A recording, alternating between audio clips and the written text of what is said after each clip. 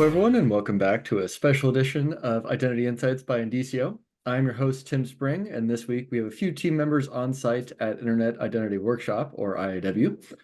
Today I'm joined by Indicio's Deputy CTO, Sam Curren, so appreciate you taking the time to talk to us today, Sam. We spoke with Colton yesterday, so we already kind of got a brief overview of what IIW is. So let's jump right into what happened today. What were some of the big sessions for IIW Day 2? Yeah, so one of the sessions I was involved in that was pretty popular was what we call the face-off of trust registries. It was called the intent was a discussion that was informative and collaborative, but everyone loves controversy. So changing it from a how can we collaborate into a face-off session always draws a few more folks in, which is good.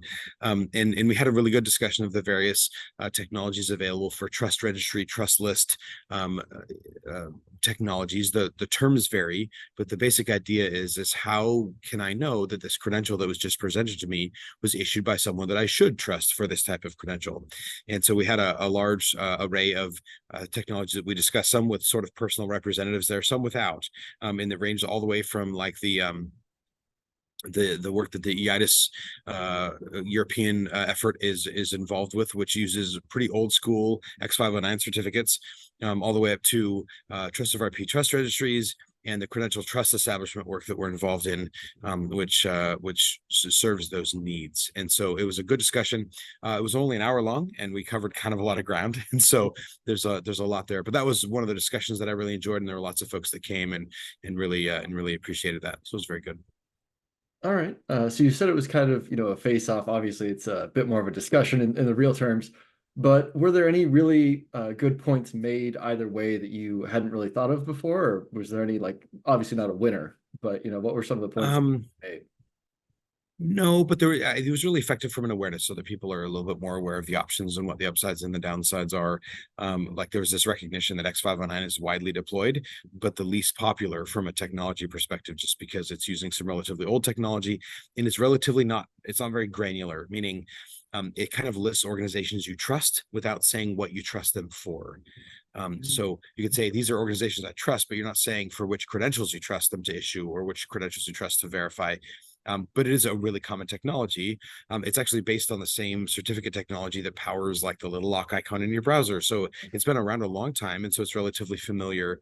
And it's often a choice for ecosystems that had to make trust decisions like 5 years ago or more because they needed the technology at the time. But because these things take a long time to both establish and then they remain for a while, it's something we're going to have to be dealing with for a while. And so kind of understanding how those things integrate is an important piece there.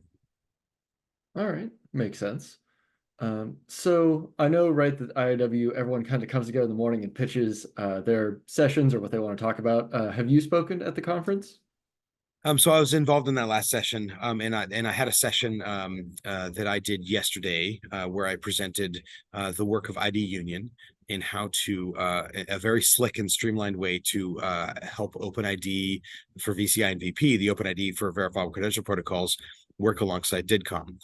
This work was done by ID Union as a result of them having the regulatory requirement to use OpenID, but they still had business requirements that couldn't be satisfied by the OpenID protocols. And so they wanted to continue to use DIDCOM and then organize this effort as a way to standardize how to associate the OpenID interactions with a DIDCOM channel that they could continue to use even when the user was no longer present at the point that the OpenID channel was initiated. So I presented their work, which is in an open GitHub repository alongside a demo that shows how the code actually works. They implemented the proposed spec and then have some demonstration of both passing an OpenID credential and then having a resulting DIDCOM connection that they can pass other non-credential related types of messages over. All right. That sounds super interesting. And I like the hands-on demo, obviously. Always love seeing it in action. Running code is powerful, right? So then I was involved in the session today, and I'm going to hold a session tomorrow where I speak pretty passionately about making the case for using DIDs, even if you're not sure about them. There's been a lot of solutions around today, including in Europe, that don't require DIDs or don't use them at all. And so I want to pretty passionately make the case and invite people who disagree with me, so we can have a really good discussion about why you should use it and how you should use DIDs, so that and what benefits you get from that. Without teasing too much, the DID core spec provides what's called an identifier metasystem. And that metasystem is really important in any system that you expect to survive for any length of time, because it solves problems that every identity system without an identifier metasystem will eventually have. And so planning, building in a solution for it before it occurs is a really wise thing to do. So that's a session that I'll be holding tomorrow. All right, very cool. And sorry, just to really, kind of lay out your point, what are some of those problems that it solves before they can come up that you're eventually going to run into anyway? With any identity system, the identifier, so this is a string that uniquely identifies something or typically someone. If you have an identifier system, they all have to be unique, right? And if you decide for some reason that you need to use a different identifier, then it's a lot of work to adapt a system that is only used to one identifier system to now having two identifier systems. The DID core spec is an identifier metasystem, which is kind of a system below the system that supports the presence of several different identifier systems on top of it. In the DID core spec, these are called DID methods.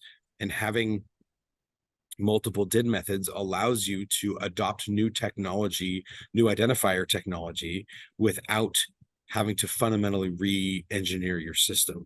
And so even if you appropriately, and this is common, restrict which DID methods you use, designing your system to be based on at least one DID method from the very beginning provides you a huge amount of flexibility moving forward to use other DID methods without substantial re-architecture. Okay, interesting. Thank you. I was not aware of, all the different things that can happen to you. So, and awesome. there's a lot of system architecture concerns that it solves, and people often don't use it because they're like confused about all the DID methods, or they're under the impression that you have to use every DID method that there is, and those are things that I'll talk about in that session. So that'll be good. All right, awesome. Well, yeah, if you're watching, look forward to that. Absolutely. Yeah. So I know around the conference, obviously there's sessions, but there's also, different hallway conversations or just different ideas that you kind of hear around. Has there been any just new information that you've found that has really stuck with you from either yesterday or today? Not necessarily new information. There's kind of every IW, there's themes, and lots of the themes are very long running. Like there's always some sessions on what trust over IP is doing, and sometimes different DID methods or other things like that. Relatively out of the normal, meaning a little bit more notable than usually, has been personal AI, and the effect of AI has been a big topic here. There's been lots of topics that are more philosophical instead of technical. And what that looks like is people discussing something, and there won't be any necessarily spec related discussion or anything else, but there'll be a discussion around a topic generally. And there's always a few of those, but there seem to be a little more of those than usual. One of the things that we've had is several sessions about what has or hasn't worked, that people have been willing to share from their experience in the industry, about things that they've tried that haven't worked, and sometimes what they're doing about them. And so, and that's really good. Obviously, the current economic climate is one where there's not just lots of sort of available money floating around. And so the companies that are here and the demos that we saw during demo day today were primarily focused on contracts that they're delivering for customers, what it does and what its capabilities are. So to help people kind of understand what that's like, and that's good. IW has been around long enough that it has traveled through sort of lots of easy funding money and then not easy funding money, and we're right now, this is no secret, right? All the tech companies are a little bit tight, kind of managing their budgets and being very careful about how they spend money, and that results in very targeted applications of technology instead of sort of grand expansions of what might be in the future. And luckily, we don't stay in these things forever, because you kind of need both the let's try anything phases of business and, hey, we got to focus on the stuff that really delivers and works. And we're definitely in one of the focus on stuff that really delivers and works phases. And so that was quite good. So yeah, that's not exactly hallway conversation, but that's the general trend thing that I noticed there. One of the notable exceptions was that we Colton, that you heard from yesterday on our team, did a DidCom demo and was able to sort of show people the demo tools and the dev tools that we have available for that online. at demo.didcom.org to help them understand how they can learn about it and things like that. So there's been a lot of learning that happened there, but ours was one of the few sort of technology focused instead of like business use case focused demos that were performed today. All right, nice. Yeah, no, I was excited to hear about Colton's demo, so glad that that went well today. Is day two of IIW usually a demonstration day? And then I'm also Yeah, there's curious. usually a demo day right after lunch. So we have lunch Okay. all together, and then there's different tables set up, and so it's kind of a speed dating demo kind of a scenario where you get kind of 5 minutes at each table, but of course there's like no rules, so you can kind of walk wherever you want and kind of drop in on any demo. And so, but there's time to go around and participate, and you get a sheet that tells you what all the demos are at which table numbers, and that helps you kind of get to where you want to see. And so that's a cool session, and that happens today. And then the structure of tomorrow is a little different because people often want to leave just a little bit earlier to get home after the end of the conference. And so it wraps up a little bit earlier, and we have a session during lunch. You actually go get lunch, and then you go to a session and have a working lunch for that, just to sort of move the whole thing up by an hour and shorten the end of day three. By the time you get to day three, everyone's a little on the exhausted side. Day three tends to contain more of the sort of philosophical style sessions where people kind of are a little bit wandery in their topics, and that can be really valuable because there's lots of times there's insights that from conversations that happen during the conference, and that's pretty powerful. The other amazing thing about IW, I know I'm like wandering all around here, but the dinners are included. So the Tuesday night dinner and the Wednesday night dinner are included, which is rare for a conference of this price. But the dinners are part of the conference. It's not just something everyone stops talking about the technology or the topics and they just have dinner together. We keep talking about it. And so I had like 3 really powerful conversations last night at dinner that happened there because we were able to sit down and to talk about things while reading and worked out and made progress on a lot of stuff. And so and that's really valuable. There's a lot of cross-community collaboration that occurs because we're sort of all together here. And so people that you're not normally in meetings with, you can have good, easy conversations. And that's a very powerful thing about IW. It's one of the values that it provides that doesn't really exist outside of IW. No, that definitely sounds awesome, and that's a great plug for them for sure. To really just show some extra value there. Um, Absolutely. so I know you've already had a decently long day, and I don't want to take too much of your time.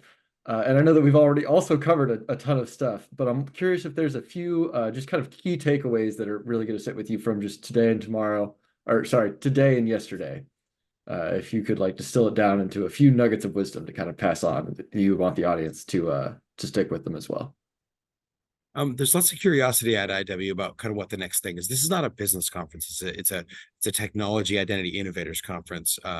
And so of course, we're all optimists because that's why we try this stuff in the first place. And so there's lots of new ideas. There's fewer new ideas this time, again, because of the economic circumstances that I talked about. But one of the realizations that I've had is that often a technology wins and becomes common because people just keep using it. And so on the newer end of the spectrum is something like the trust spanning protocol that just reached the implementer's draft that the Trust over IP Foundation is working on. On the later end of the spectrum is actually DIDCOM, that's been around and presented at this conference a lot. And I've run into a large number of people who use DIDCOM in their product and love it.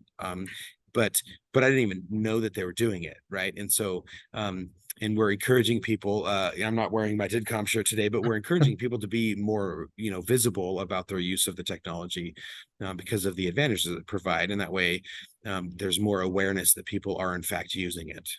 So it's sort of all the attention right now is because of the European Union's work is on OpenID, but there's a lot of people, and so the effort that I presented for yesterday from ID Union, for example, is evidence that there's people that are figuring out how to make this work because of the value that DIDCOM provides. And I saw 3 or 4 just in my walking around demo table. I saw 3 or 4 products that were using DIDCOM under the hood to do what they were doing, and that's really powerful. A lot of them by community members that we get together and meet and in regular calls.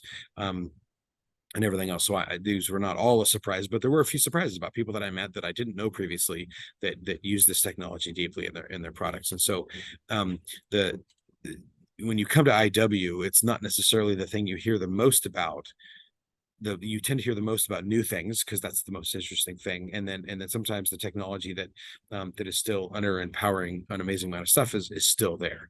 And I don't mean to mean it's the only thing being implemented. Of course, other protocols like the OpenID protocols are also being implemented and demonstrated all over the place. But there's it's a long, like being successful in the protocol world is a long game, not a short game. And I'm pleased to see how much growth we've seen here at IIW today. Yeah, no, absolutely. That's awesome to see. It's great to hear that you're finding all people all the time that are making use of the technology that I know you're very passionate about. So it's great Yes, to see. I'm personally, of course, a very big fan. So that's pretty cool. Exactly. Awesome. Well, thanks again, Sam. Really appreciate you taking the time to talk to us. We're going to let you go. If you at home are interested in learning a bit more about verifiable credential technology or the latest events in the space, please be sure to subscribe to the channel. We'll continue to bring you some more educational content. If you have any questions or specific topics, go ahead and leave a comment below, and we'll be sure to read and address them. And thank you all for watching.